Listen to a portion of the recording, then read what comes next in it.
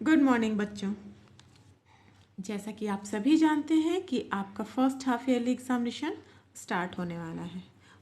सारे टीचर्स ने पोर्शन आपको प्रोवाइड कर दिए हैं और टाइम टेबल भी आपको मिल चुका है। तो बेटा, आप लोगों को पहले तो जब क्लास में एग्जामिनेशंस होते थे तो आप लोग पूरे का पूरा चैप्टर लर्न करते थे। पढ़ना तो अभी पूरा चैप्टर है जितना पढ़ाया जा चुका है। ठीक है। एमसीक्यू टाइप में आपके क्वेश्चंस पूछे जाएंगे, मतलब आप कह सकते हैं बहुविकल्पी प्रश्न पूछे जाएंगे। ठीक है। तो आपको 3 ऑप्शन दिए जाएंगे, तीनों में से जो सही होगा आपको उस पर टिक लगाना होगा। हमने क्वेश्चन बना दिया है। पहले आप मंजरी में देख लीजिए, आपके 9 चैप्टर्स आ रहे हैं। चैप्टर 1, 2, 3, 4, 5, 6, 7, 8, 9 में 1 बजे फूले कदम तक आपका चैप्टर आ रहा है मंजरी में। बेटा अच्छे से समझ लीजिए कि चैप्टर में कहीं से भी पूछा जा सकता है। ऐसा नहीं है कि जो एक्सरसाइजेज हैं बस उससे भी वर्ड मीनिंग भी पूछे जा सकते हैं, राइटर के नाम भी पूछे जा सकते हैं कि इस पोएम को किसने लिखा है।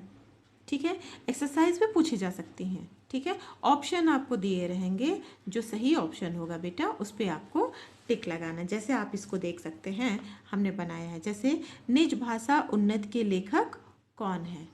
तो आपने ये चैप्टर पढ़ा है ना, चैप्टर 5 है ये, आपने पढ़ा है। तो आपको बताना होगा जयशंकर प्रसाद जी हैं, भारतेंदु हरिश्चंद्र जी हैं या सुभद्रा कुमारी चौहान जी हैं। आपको तीनों में से जो सही होगा उस पर आपको क्या करना रहेगा, टिक लगाना होगा, सही का निशान लगाना होगा।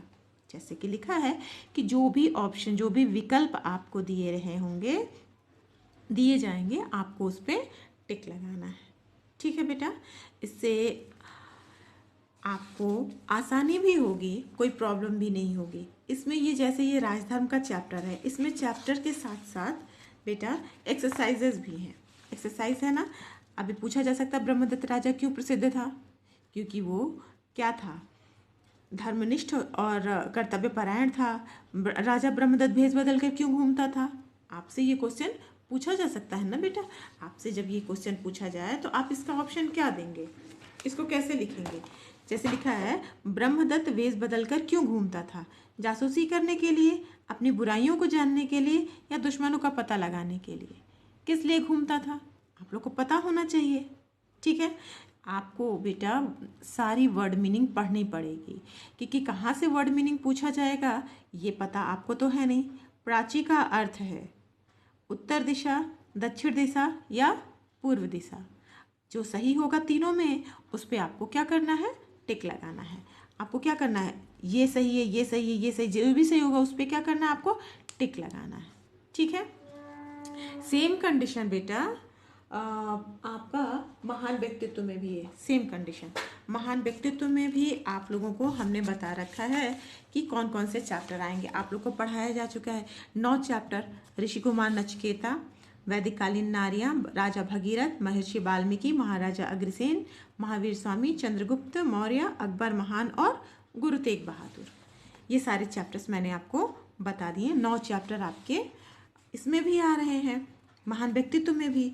तो महान व्यक्तित्व के भी क्वेश्चंस आप लोग, जैसे अगर ये वैदिक कालीन नारियां हैं या फिर ये है, तो इसमें मान लीजिए सपोज दैट ये ऑप्शंस हैं, तो आप लोग को 4 ऑप्शन दिए गए हैं, विकल्प चुनना है। लेकिन बेटा इसके अलावा क्वेश्चन यहाँ से भी तो पूछे जा सकते हैं। नचिकेता ने दूसरा वरदान क्या मांगा, शॉर्टकट में इसको पूछा जा सकता है ना बेटा। राज्य मिल जाए, लोगों को मुक्ति मिल जाए, या ऐसे करके पूछा जा सकता है ना। देखिए यहाँ पे जैसे कि बना है, अपाला किसकी उपासना से रोग मुक्त हुई। आपका 3rd चैप्टर 2nd चैप्टर है ना अपाला। अपाला किसकी उपासना से वो रोग मुक्त हुई थी। आपको ऑप्शन यहाँ दिया गया, विष्णु की उपासना से, सूर्य की उपासना से, या फिर इंद्र की उपासना से। किसकी उपासना से रोग मुक्त हुई थी, यहाँ आपको टिक लगाना है। ठीक है बेटा। तीसरा क्वेश्चन, 5वां क्वेश्चन देखिए, अग्रोहा में बसने आए नवांगतुकों को सभी क्या देते थे। अग्रोहा वाला चैप्टर आपने महाराजा अग्रसेन पढ़ा होगा ना, सारे चैप्टर्स। इसीलिए बेटा मैंने पहले कहा था कि आपको सारे चैप्टर पढ़ने हैं और बहुत ध्यान से पढ़ने हैं। ये चैप्टर आप लोगों ने पढ़ा होगा ना, महाराजा अग्रसेन। महाराजा अग्रसेन में पहला ही क्वेश्चन है कि अग्रोहा में बसने आए नवांगतुक को सभी क्या देते थे, पैसा और रुपया, सामान और कपड़ा, एक मुद्रा और एक ईंट। क्या देते थे आपको ये बताना है। ठीक है बेटा, ठीक है। आपका मंजरी और महान व्यक्तित्व, ये दो बुक्स समझ में आ गए बेटा। आपको अगर नहीं आ रहा है तो कम से कम इस वीडियो को 2 से 3 बार देखिएगा कि आपके क्वेश्चंस कैसे पूछे जाएंगे। ठीक है ना बेटा। अब आप देख लीजिए ग्रामर कैसे पूछे जाएंगे।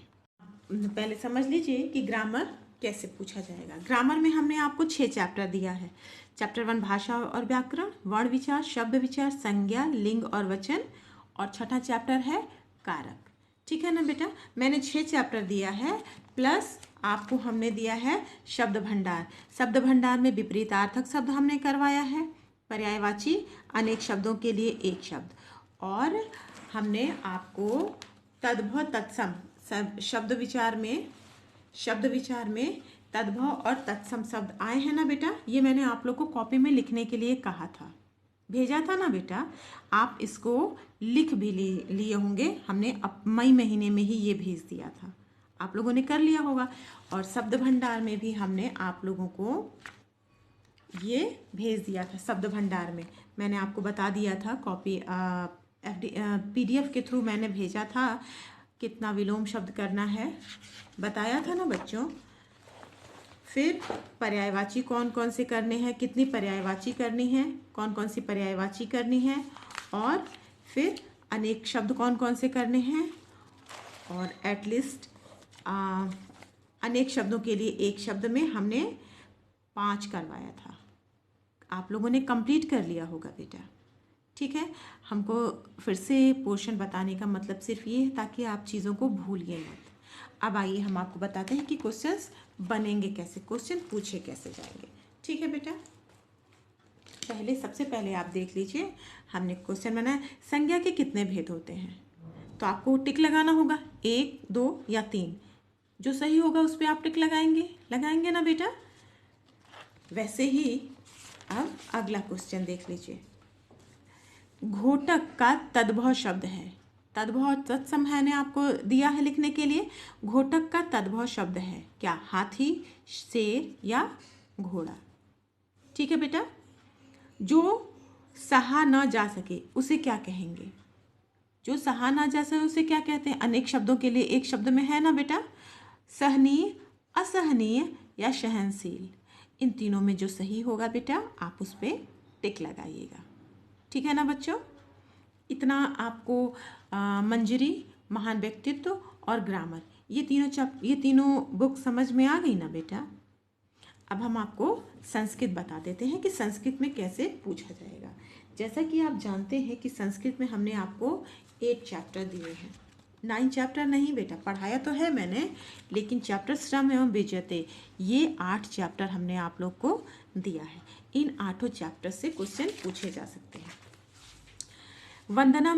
वंदना तो खैर लर्न करने के लिए है, इसमें से नहीं, लेकिन वर्ड मीनिंग से कहीं से भी पूछा जा सकता है। पूरी वर्ड मीनिंग में कहीं से भी क्वेश्चन पूछा जा सकता है। जैसे कि हमने पूछा है विभामयी का अर्थ है, विभामयी वर्ड मीनिंग में है, क्या अर्थ क्या है, अंधकार, प्रकाश स्वरूपा या संध्या। जो सही होगा उस पर आपको टिक लगाना है। मधुनी कुत्र संति, ये आपका सेकंड, जब आप चैप्टर्स पढ़े होंगे तो आपको पता होगा, ये क्वेश्चन मिस ने कराया होगा। ये सारे 1 वर्ड आंसर है ना, यहाँ से क्वेश्चन। मधुनी कुत्र संति, मधुकोशेषु, मधुनी या पात्रयो, आपको बताना है। ठीक है बेटा। तीसरा, संस्कृत में अधिरूढ़ में उपसर्ग है। अधिरूढ़ शब्द आप लोगों ने चैप्टर में पढ़ा है, मिस ने कराया भी होगा।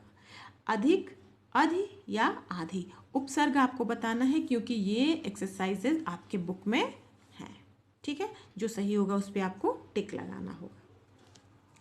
हमने आपको पोर्शन में शब्द रूप और धातु रूप भी दिया है। शब्द रूप में आप लोगों को क्या दिया है बेटा, शब्द रूप में मुनि और पितृ का दिया है, मुनि का दिया है और हमने पितृ का दिया है। तो इसमें से भी क्वेश्चन कैसे पूछे जा सकते हैं बेटा, पूछे जा सकते हैं पितृ कौन सी विभक्ति और वचन है। ठीक है। आपको इसलिए पढ़ना जरूरी है बेटा, बहुत मन से पढ़ना है। पितरे कौन सी विभक्ति और वचन है? चतुर्थी विभक्ति बहुवचन, सॉरी तृतीया विभक्ति बहुवचन, चतुर्थी विभक्ति एक वचन, चतुर्थी विभक्ति द्विवचन। जो सही होगा उस पर आपको टिक लगाना है। ठीक है बेटा, मैंने आपको धातु रूप भी दिया है। धातु रूप हमने आपको वद और वद का हमने दोनों समझाया। वद का लट लकार भी समझाया और वद का लट लकार भी और वद का लोट लकार भी दोनों समझाया है। एक क्वेश्चन यहाँ पे बनता है, वदत कौन सा लकार है? आपको बताना पड़ेगा लट लकार है, लोट लकार है या लिट लकार है। तीनों में से जो सही होगा उस पर टिक लगाना होगा। ठीक है बेटा ये सारे एक्सरसाइजेज के थ्रू मैंने आपको बता दिया कि आपके क्वेश्चन पेपर कैसे आएंगे, किस टाइप के आएंगे, किस पैटर्न पे आएंगे। आप लोगों ने देख लिया कि एमसीक्यू टाइप में है, बहुविकल्पी प्रश्न है। आपको 1 2 3 विकल्प दिए गए हैं। जो सही होगा उस पर आपको टिक लगाना है। ठीक है, जितना पोर्शन आप लोग को दिया गया है बेटा वो सारे चैप्टर्स अच्छे से पढ़ लीजिए। बेटा आपके क्लासेस अप्रैल महीने से चल रहे हैं, तो आपको अगर आपके पास बुक नहीं थी तो आपको मार्केट से लेना चाहिए था ना। अब आप एग्जामिनेशन टाइम में कह रहे हैं कि आपके पास बुक नहीं है, तो बेटा पेरेंट्स को भेज दीजिए, बुक्स मिल जाएगी मार्केट में।